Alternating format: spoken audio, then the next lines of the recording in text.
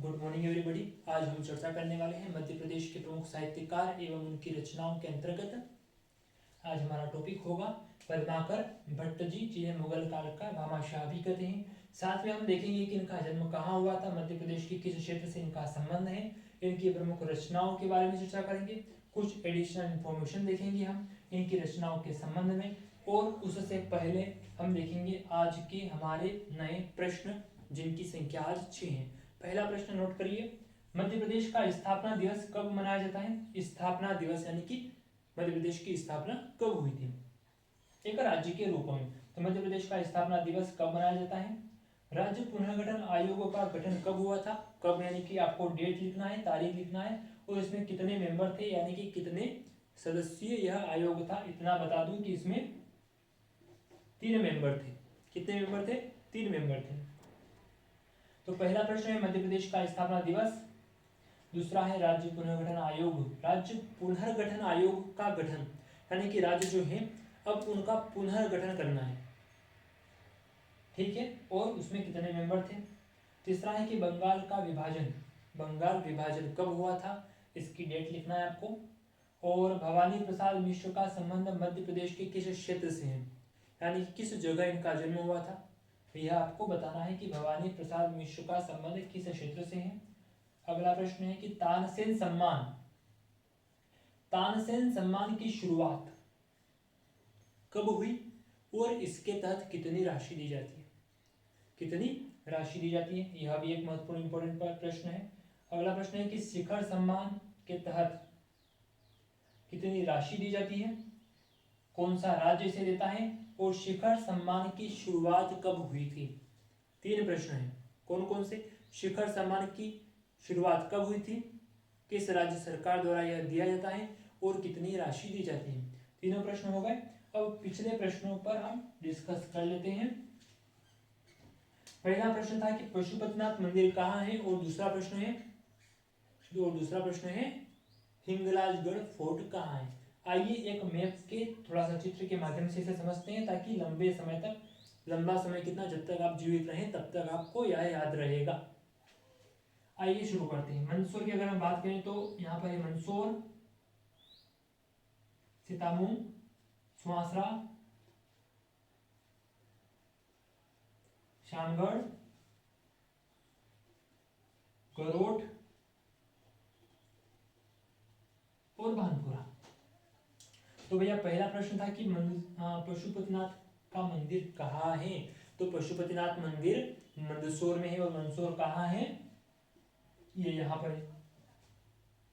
दूसरा प्रश्न है हिंगलाजगढ़ फोर्ट कहाँ है। तो हिंगलाजगढ़ फोर्ट कहाँ पर है भैया, यह भानपुरा में है। कहाँ है? भानपुरा में। यहाँ तक के दोनों प्रश्न हुए। मंदसौर में जो पशुपतिनाथ मंदिर है यह अष्टमुखी शिव जी की प्रतिमा है, अष्टमुखी शिव जी की प्रतिमा है। आप अगर वहां पर जाएंगे तो आप स्पष्ट रूप से देख पाएंगे, और जब आप किसी चीज को विजुअलाइज करते हैं, देखते हैं ना, तो आपको लंबे समय तक याद रखता है, बजाय इसके कि आप किताबों में पढ़ें। इसीलिए कहते हैं कि कोचिंग जरूरी क्यों है। कोचिंग में क्या होता है, कोचिंग को अगर आप डिस्क्राइब करेंगे तो पाएंगे कोचिंग यानी कि एक कोच, वो आपको कोच क्या करता है, आपको ट्रेन करता है। उसी प्रकार जो उसका अनुभव है उसके माध्यम से वो आपको समझाता है, ताकि आप लंबे समय तक और बहुत जल्दी उसको याद कर लें। ठीक है, तो पशुपतिनाथ मंदिर कहाँ पर है? मंदसौर में। अष्टमुखी भगवान शिव की प्रतिमा है, और यहाँ पर शिवना नदी बहती है मंदसौर में। और दूसरा है कि हिंगलाजगढ़ फोर्ट कहाँ है। तो भानपुरा में है। कहाँ पर है? भानपुरा में। अगला प्रश्न था कि कालिदास जी किसके दरबारी कवि थे। तो कालिदास जी उज्जैन के राजा विक्रमादित्य के दरबारी कवि थे। अगर आप उज्जैन गए होंगे तो आपने देखा होगा कि एक विक्रमादित्य जी की मूर्ति बनी हुई है, उसके बगल में ही आपको कालिदास जी की प्रतिमा भी दिखाई देगी।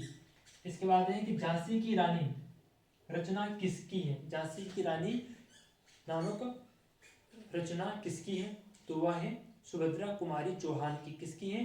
सुभद्रा कुमारी चौहान की। और सुभद्रा कौन थी? तो सुभद्रा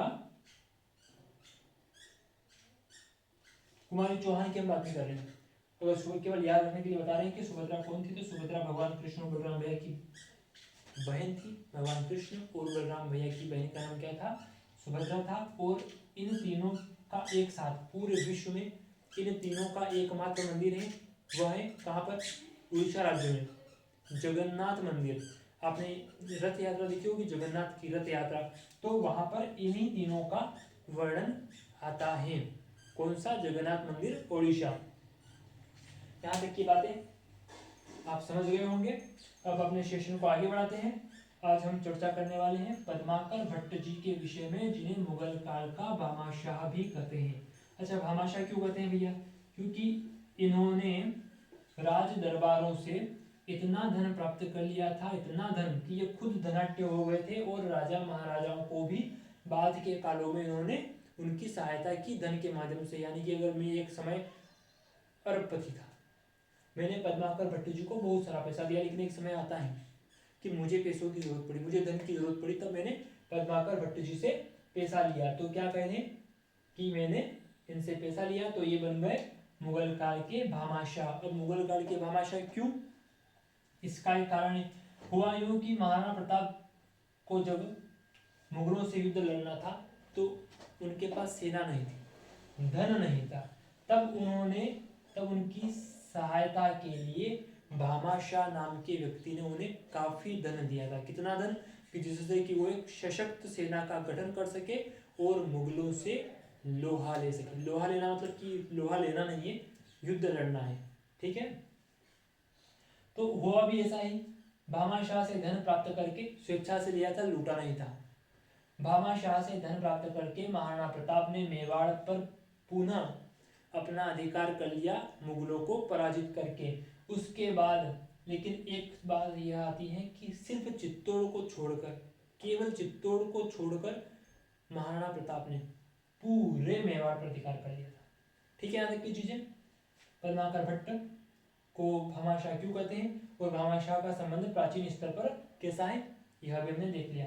अब इनका जन्म कहाँ हुआ था और कब हुआ था? तो इनका जन्म हुआ था 1753 में। 1753 में सागर में हुआ था। कहाँ पर? सागर में। इनकी प्रमुख रचनाएं हैं जगत विनोद। पहली रचना है जगत विनोद, इसमें 9 रसों का वर्णन है तथा श्रृंगार रस का बहुत अधिक व्यापक स्तर पर वर्णन किया गया है, जगत विनोद। दूसरा है पद्माभरण। कौन सी है? पद्माभरण। पद्माभरण, इसमें गणगौर मेले का वर्णन किया गया है, जो कि गणगौर क्या है? गणगौर निर्माण क्षेत्र का एक लोक नृत्य। नृत्य आपने नाच गान देखा होगा ना, तो वही नृत्य है, लेकिन लोक नृत्य है। लोक नृत्य यानी कि आदिवासी जो लोग करते हैं लोक नृत्य, या ग्रामीण स्तर पर जो होते हैं उन्हें हम लोक नृत्य कहते हैं। तो पद्माभरण के अंतर्गत ही गणगौर मेले का वर्णन किया गया है। और गणगौर मेले का संबंध चूंकि मध्य प्रदेश के एमपीपीएससी में भी कई बार पूछा गया है, तो ये इंपोर्टेंट हो जाता है। अगला है राम रसायन। तो इन्होंने वाल्मीकि रामायण का भाषानुवाद करके राम रसायन का लिखा है। राम रसायन लिखी है किसका अनुवाद करके? वाल्मीकि रामायण, जो कि संस्कृत में है। आगे है अली जहां प्रकाश। अली जहां प्रकाश, ये इसका संबंध किससे है? दौलत राव सिंधिया। अली जहां प्रकाश में दौलत राव सिंधिया जी के विषय में बात की गई है। एक्चुअल में बात क्यों की गई है, लफड़ा ये है भैया कि इन्होंने ना बहुत सारे लोगों से पैसा लिया था। पैसा मतलब कि उपहार लिए थे, ये रचनाएं लिखते थे और बदले में राजा महाराजा इनको धन देते थे, घोड़े देते थे, हाथी देते थे, जागीरें देते थे। तो ये करते क्या थे भैया? तो इन लोगों की प्रशंसा करते थे और प्रशंसा के बदले में इनको धन प्राप्त होता था। यही इनका राज है कि इन्हें अंत मतलब धीरे धीरे या मुगल काल के भामाशाह कहलाने लगे, क्योंकि बहुत सारा पैसा हो गया था इनके पास। और पैसा आया कहाँ से? इन लोगों के पास से आया था। अगली रचना है कि हिम्मत बहादुर। उसके आगे है विरुद्धावली और प्रताप सिंह विरुद्धावली। प्रताप सिंह विरुद्धावली,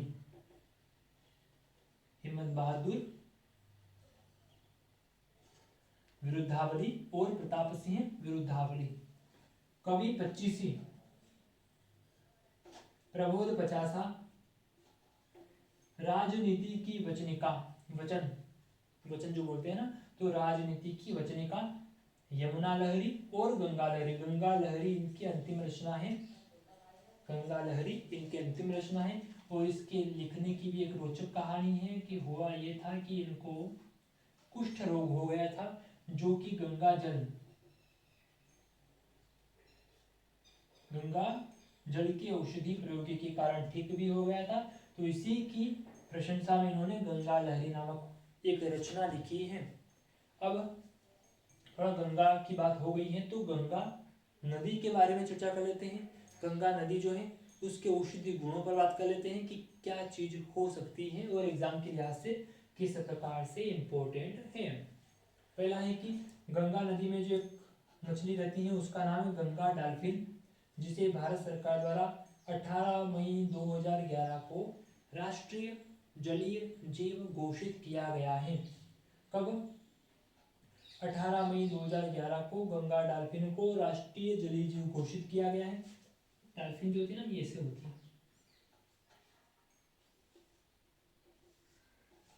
इसकी चोंच थोड़ी सी लंबी रहती है। इस डॉल्फिन के क्या होते, नेत्र नहीं होते, लेकिन इसकी सूंघने की शक्ति बहुत ज्यादा होती है। यानी कि नेत्र शक्ति नहीं है लेकिन सूंघने की शक्ति बहुत ज्यादा है। और सूंघने की शक्ति को कहते हैं ग्राण शक्ति। क्या बोलते हैं? ग्राण।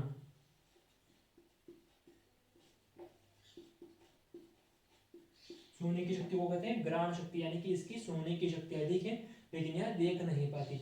अब हमने कहा है कि कुष्ठ रोग ठीक हो गया इन भाई साहब का, जिनका नाम है पद्माकर भट्ट। तो कुछ तो विशेषता रही होगी। तो विशेषता यह है कि गंगा के जल में जो गंगा का जो जल है उसमें बैक्टीरियोफेज नामक वायरस होता है, यानी कि विषाणु होता है।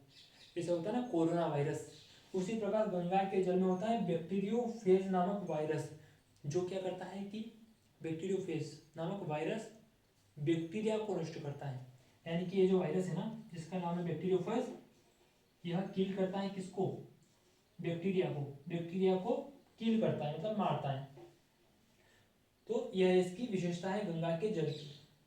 तो प्रश्न अगर पूछा जाए कि गंगा के जल में कौन सा वायरस पाया जाता है तो आप कहेंगे बैक्टीरियोफेज वायरस पाया जाता है। क्या यह आपके लिए उपयोगी सिद्ध होता है? जी हाँ, इसका कोई हानिकारक प्रभाव नहीं है। अब अगला प्रश्न है कि तालाब घाट कहाँ पर है और यह क्यों प्रसिद्ध है? तो तालाब घाट जो कि सागर में है और यहाँ पर पद्माकर भट्ट जी की मूर्ति लगी हुई है, इसीलिए यह प्रसिद्ध है। तो तालाब घाट कहाँ है? सागर में, और यहाँ पर पद्माकर भट्ट जी की मूर्ति लगी हुई है, इसीलिए यह प्रसिद्ध है। तो आज का सेशन को हम यहीं पर समाप्त करते हैं। और अगर कुछ चीज़ों में हम इसको कवर करना चाहें तो हम कहेंगे कि पद्माकर भट्ट जिन्हें मुगल काल का भामाशाह कहते हैं, इनका जन्म सागर में हुआ था और ये इनकी प्रमुख रचनाएं हैं। तालाब घाट पर इनकी मूर्ति है जो कि सागर में है। इतनी सारी चीजें इस सेशन से यहाँ पर कवर होती है और ये कुछ जानकारी एडिशनल यहाँ से जो कि बता दी गई है। और इन प्रश्नों के उत्तर आपको देना है, कंपलसरी है। मैं प्रतीक्षा करूंगा आपके इन प्रश्नों के उत्तरों की। कमेंट बॉक्स में आप उत्तर दीजिए। इसी के साथ इस सेशन को यहीं पर समाप्त करते हैं। मुझे दीजिए इजाजत। पढ़ते रहिए, बढ़ते रहिए, खुश रहिए और अब मुझे दीजिए इजाजत। नमस्कार।